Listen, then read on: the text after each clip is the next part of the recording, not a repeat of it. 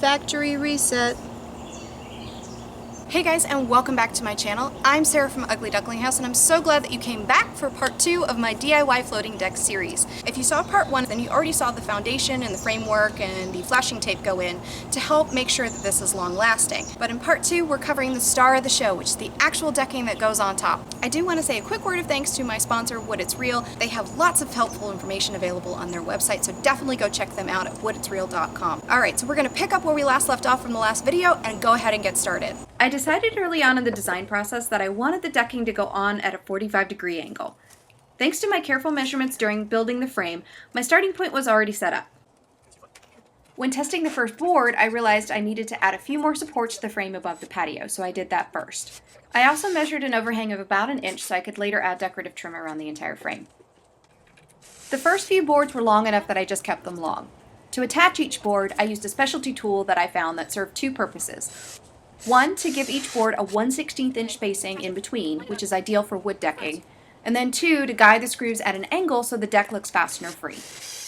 It takes some getting used to because you have to make sure that the screw will hit the support underneath, but after installing just the first few boards, I knew I was on the right track.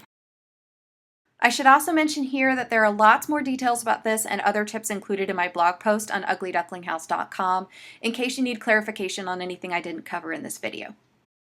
Since the decking boards I bought weren't long enough to span some of the widest parts of the deck, that meant having to sometimes butt two pieces up next to each other in order to get the length I needed. So to keep the seams from repeating row to row, we went in a sort of zigzag pattern, finishing at one end and using a full board to start on that same side for the next row.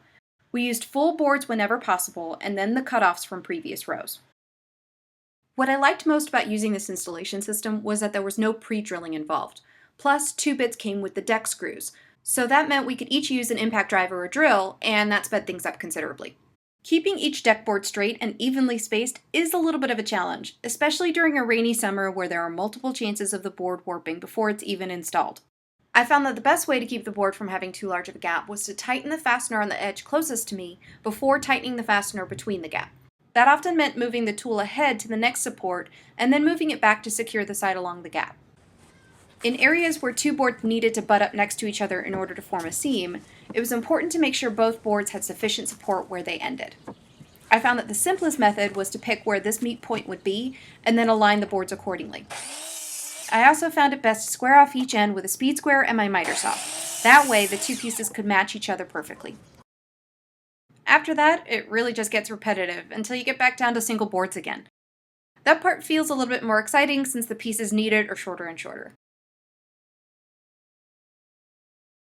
And then it's finally time for a 30-second dance party with Charlie.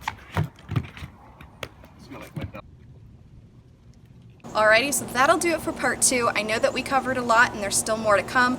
I want to make sure that I'm breaking this down enough for you guys so that a beginner can understand this from start to finish. So that's why this whole series exists. There is of course more to come in this series, such as getting a decorative edge. Both trimming down the boards so that they're all kind of uniform, and then also making sure that the edge is nice and crisp. I wanted to show you guys that in depth, so that'll be a separate video. Be sure to hit the subscribe button if you haven't already, and also hit the like button so that I know you want more videos. Thank you guys so much for watching, and I will see you next time.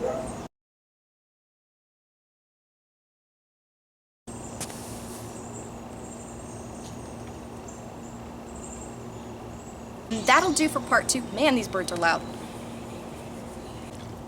Go, go, go, go, go, go, go. Your bum's gonna be right here in the shot. I gotta shoot this thing.